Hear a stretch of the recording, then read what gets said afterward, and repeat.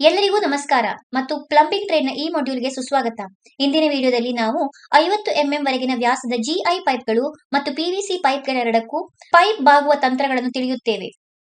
ಈ ವಿಡಿಯೋದ ಅಂತ್ಯದ ವೇಳೆಗೆ ನೀವು ಜಿಐ ಪೈಪ್ ಅನ್ನು ಬಗ್ಗಿಸಲು ಸಾಧ್ಯವಾಗುತ್ತದೆ.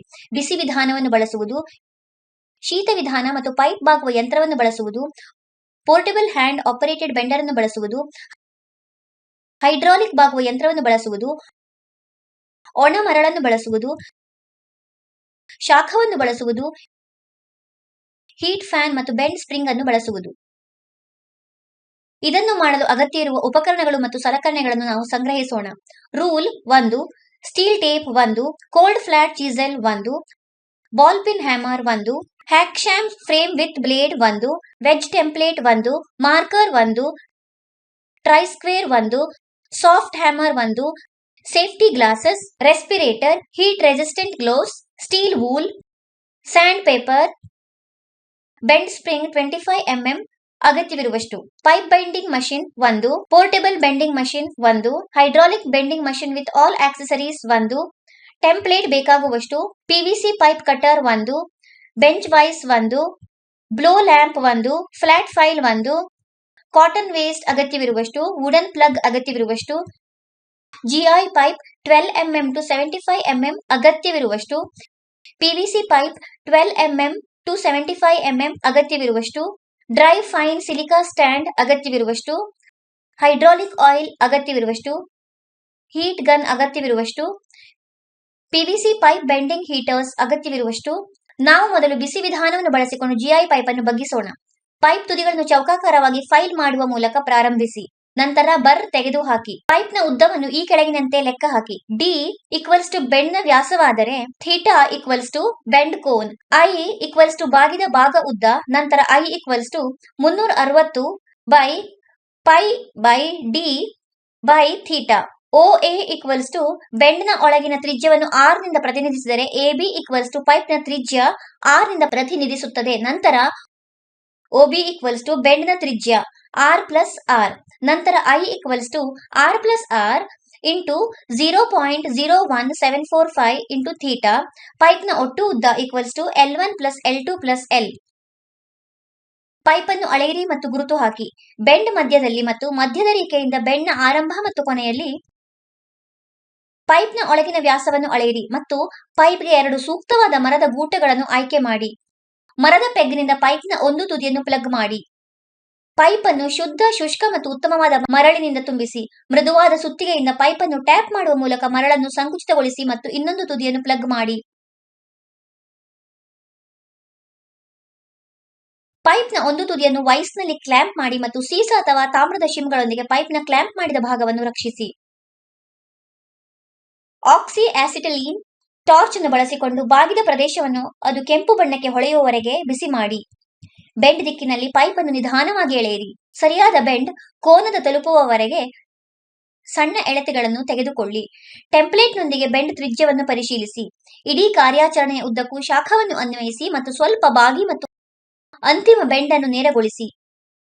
ಪ್ಲಗ್ನ ಒಂದು ತುದಿಯನ್ನು ತೆಗೆದುಹಾಕಿ. ಒಂದು ಪೈಪ್ ಅನ್ನು ಸುತ್ತಿಗೆಯನ್ನು ನಿಧಾನವಾಗಿ ಟ್ಯಾಪ್ ಮಾಡುವ ಮೂಲಕ ಮರಳನ್ನು ತೆಗೆದುಹಾಕಿ. ಈಗ ನಾವು ಪೈಪ್ ಬೆಂಡಿಂಗ್ ಯಂತ್ರವನ್ನು ಬಳಸಿಕೊಂಡು ಜಿಐ ಪೈಪ್ ಅನ್ನು ಬಗ್ಗಿಸಲು ಶೀತ ವಿಧಾನವನ್ನು ಬಳಸುತ್ತೇವೆ. ಸ್ಕ್ವೇರ್ನೆಸ್ ಗಾಗಿ ಪೈಪ್ ಅನ್ನು ಪರಿಶೀಲಿಸಿ ಮತ್ತು ಅದು ಬರ್ಗಳಿಂದ ಮುಕ್ತವಾಗಿದೆ ಎಂದು ಖಚಿತಪಡಿಸಿಕೊಳ್ಳಿ. ಬೆಂಡ್ನ ಮಧ್ಯಭಾಗವನ್ನು ಅಳೆಯಿರಿ ಮತ್ತು ಗುರುತು ಹಾಕಿ. ಮಧ್ಯರೇಖೆಯಿಂದ ಬೆಂಡ್ನ ಪ್ರಾರಂಭ ಮತ್ತು ಅಂತ್ಯವನ್ನು ಗುರುತು ಹಾಕಿ. ಪೈಪ್ನ ಗಾತ್ರಕ್ಕೆ ಸರಿಹೊಂದುವಂತೆ ಸೂಕ್ತವಾದ ಮೊದಲನೆಯದನ್ನು ಆಯ್ಕೆ ಮಾಡಿ. ಬೆಂಚ್ ವೈಸ್ನಲ್ಲಿ ಬಾಗುವ ಯಂತ್ರವನ್ನು ಕ್ಲ್ಯಾಂಪ್ ಮಾಡಿ. ಬಾಗುವ ಯಂತ್ರವನ್ನು ಸ್ಥಾನದಲ್ಲಿ ಇರಿಸಿ ಮತ್ತು ಪಿನ್ನಿಂದ ಬ್ಯಾಕ್ ಸ್ಟಾಪ್ ಅನ್ನು ಸರಿಪಡಿಸಿ. ಪೈಪ್ ಅನ್ನು ಬಾಗುವ ಯಂತ್ರದಲ್ಲಿ ಇರಿಸಿ ಅದನ್ನು ಬಾಗುವ ತೋಳಿನ ಮೂಲಕ ಹಾದು ಹೋಗುವಂತೆ ಮಾಡಿ ಮತ್ತು ಅದು ಹಿಂದಿನ ತೋಡು ಮತ್ತು ಬ್ಯಾಕ್ ಸ್ಟಾಪ್ಗೆ ವಿರುದ್ಧವಾಗಿ ಕುಳಿತಿರುವುದನ್ನು ಖಚಿತಪಡಿಸಿಕೊಳ್ಳಿ. ಸ್ಕ್ರೂ ಮತ್ತು ಲಾಕ್ ನಟ್ ಅನ್ನು ಸರಿಹೊಂದಿಸುವ ಮೂಲಕ ಬಾಗುವ ತೋಳಿನ ಮೇಲೆ ರೋಲರ್ ಅನ್ನು ಸರಿಹೊಂದಿಸಿ. ಬಾಗುವ ತೋಳನ್ನು ನಿಮ್ಮ ಕಡೆಗೆ ಎಳೆಯುವ ಮೂಲಕ ಪೈಪ್ ಅನ್ನು ಬೆಂಡ್ ಮಾಡಿ. ಟೆಂಪ್ಲೇಟ್ ಅನ್ನು ಬಳಸಿಕೊಂಡು ಬೆಂಡ್ನ ಕೋನ ಮತ್ತು ತ್ರಿಜ್ಯವನ್ನು ಪರಿಶೀಲಿಸಿ. ಪೋರ್ಟೇಬಲ್ ಹ್ಯಾಂಡ್ ಆಪರೇಟೆಡ್ ಬೆಂಡರ್ ಅನ್ನು ಬಳಸಿಕೊಂಡು ಜಿಐ ಪೈಪ್ ಅನ್ನು ಬಗ್ಗಿಸೋಣ. ಸ್ಕ್ವೇರ್ನೆಸ್ ಗಾಗಿ ಪೈಪ್ ಅನ್ನು ಪರಿಶೀಲಿಸಿ ಮತ್ತು ಅದು ಬರ್ಗಳಿಂದ ಮುಕ್ತವಾಗಿದೆ ಎಂದು ಖಚಿತಪಡಿಸಿಕೊಳ್ಳಿ. ಬೆಂಡ್ನ ಮಧ್ಯಭಾಗವನ್ನು ಅಳೆಯಿರಿ ಮತ್ತು ಗುರುತಿಸಿ. ಮಧ್ಯರೇಖೆಯಿಂದ ಬೆಂಡ್ನ ಪ್ರಾರಂಭ ಮತ್ತು ಅಂತ್ಯವನ್ನು ಗುರುತು ಹಾಕಿ. ಪೈಪ್ ಅನ್ನು ಬಗ್ಗಿಸಲು ಪೈಪ್ ಬೆಂಡರ್ ಅನ್ನು ತಯಾರಿಸಿ. ಯಂತ್ರವನ್ನು ಗ್ರೌಟಿಂಗ್ ಮಾಡಿ ಮತ್ತು ಬಾಗುವಾಗ ಅದು ಸರಿಯಾಗಿ ಸಮತೋಲಿತವಾಗಿದೆ ಎಂದು ಖಚಿತಪಡಿಸಿಕೊಳ್ಳಿ. ಪೈಪ್ ಬೆಂಡರ್ಗಾಗಿ ಪೈಪ್ ಆಯ್ಕೆ ಮಾಡಿ. ಅದರ ಎಲ್ಲಾ ಘಟಕಗಳಿಗಾಗಿ ಬೆಂಡರ್ ಅನ್ನು ಪರಿಶೀಲಿಸಿ. ಸೂಕ್ತವಾದ ಫಾರ್ಮರ್ ಜೊತೆ ಪೈಪ್ ಅನ್ನು ಇರಿಸಿ. ಹತೋಟಿ ಹ್ಯಾಂಡಲ್ ಅನ್ನು ತಳ್ಳಿ ಮತ್ತು ಯಂತ್ರಕ್ಕೆ ಕ್ರಮೇಣ ಲೋಡ್ ನೀಡಿ. ಅಗತ್ಯವಿರುವ ಕೋನಕ್ಕೆ ಪೈಪ್ ಅನ್ನು ಬೆಂಡ್ ಮಾಡಿ. ಬಾಗಿದ ಪೈಪ್ ಅನ್ನು ಪರಿಶೀಲಿಸಿ. ಟೆಂಪ್ಲೇಟ್ಗಳನ್ನು ಬಳಸಿಕೊಂಡು ಬೆಂಡ್ನ ಕೋನ ಮತ್ತು ತ್ರಿಜ್ಯವನ್ನು ಪರಿಶೀಲಿಸಿ. ಈಗ ಪೈಪ್ ಅನ್ನು ಬಗ್ಗಿಸಲು ಹೈಡ್ರಾಲಿಕ್ ಬೆಂಡಿಂಗ್ ಯಂತ್ರವನ್ನು ಬಳಸೋಣ.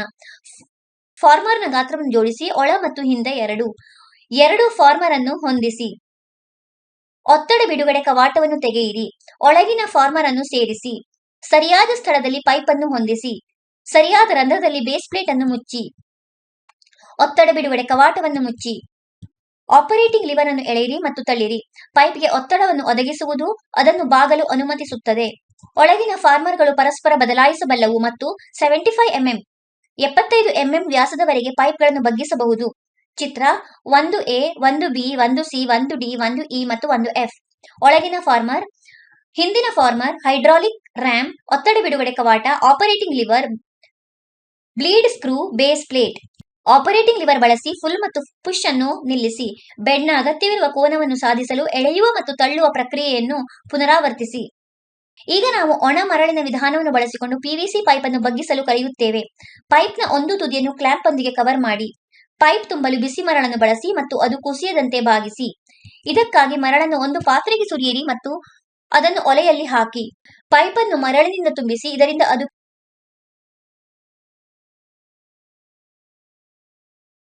ಕೆಲವು ಇಂಚುಗಳಷ್ಟು ಬೆಂಡ್ ಬ್ಲಾಕ್ನ ಒಂದು ತುದಿಯಿಂದ ಹಿಂದಿರುತ್ತದೆ. ಮರಳನ್ನು 425 ಡಿಗ್ರಿ ಫ್ಯಾರನ್ಹೀಟ್ಗೆ ಬಿಸಿ ಮಾಡಿ. ಎಚ್ಚರಿಕೆಯಿಂದ PVC ಪೈಪ್ಗೆ ಬಿಸಿ ಮರಳನ್ನು ಸುರಿಯಿರಿ. ಪೈಪ್ ಅನ್ನು ನಿಮಗೆ ಬೇಕಾದ ಆಕಾರಕ್ಕೆ ನಿಧಾನವಾಗಿ ಬಗ್ಗಿಸಿ. ಮರಳನ್ನು ಖಾಲಿ ಮಾಡಿ ಮತ್ತು ಪೈಪ್ ತಣ್ಣಗಾಗಲು ಬಿಡಿ.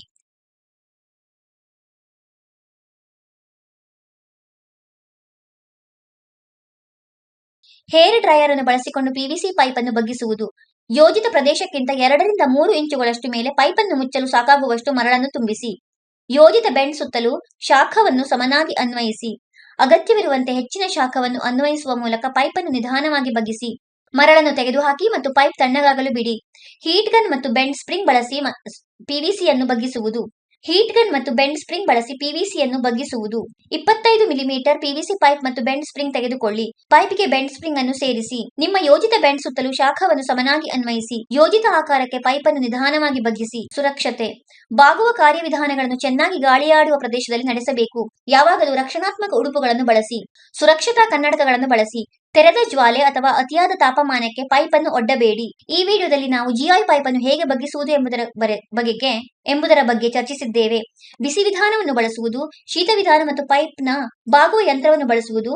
ಈ ವಿಡಿಯೋದಲ್ಲಿ ನಾವು GI ಪೈಪ್ ಅನ್ನು ಹೇಗೆ ಬಗ್ಗಿಸುವುದು ಎಂಬುದರ ಕುರಿತು ಚರ್ಚಿಸಿದ್ದೇವೆ. ಬಿಸಿ ವಿಧಾನವನ್ನು ಬಳಸುವುದು, ಶೀತ ವಿಧಾನ ಮತ್ತು ಪೈಪ್ ಬಾಗುವ ಯಂತ್ರವನ್ನು ಬಳಸುವುದು, ಪೋರ್ಟಬಲ್ ಹ್ಯಾಂಡ್ ಆಪರೇಟೆಡ್ ಬೆಂಡರ್ ಅನ್ನು ಬಳಸುವುದು, ಹೈಡ್ರಾಲಿಕ್ ಬಾಗುವ ಯಂತ್ರವನ್ನು ಬಳಸುವುದು, ಒಣಮರಳನ್ನು ಬಳಸುವುದು, ಶಾಖವನ್ನು ಬಳಸುವುದು, ಹೀಟ್ ಫ್ಯಾನ್ ಮತ್ತು ಬೆಂಡ್ ಸ್ಪ್ರಿಂಗ್ ಬಳಸುವುದು. ಇದರ ಬಗ್ಗೆ ನಿಮಗೆ ಸ್ಪಷ್ಟ ತಿಳುವಳಿಕೆ ಇದೆ ಎಂದು ನಾವು ಭಾವಿಸುತ್ತೇವೆ. ಎಲ್ಲರಿಗೂ ಧನ್ಯವಾದಗಳು ಮತ್ತು ಮುಂದಿನ ವಿಡಿಯೋದಲ್ಲಿ ನಿಮ್ಮನ್ನು ಭೇಟಿ ಮಾಡುತ್ತೇವೆ.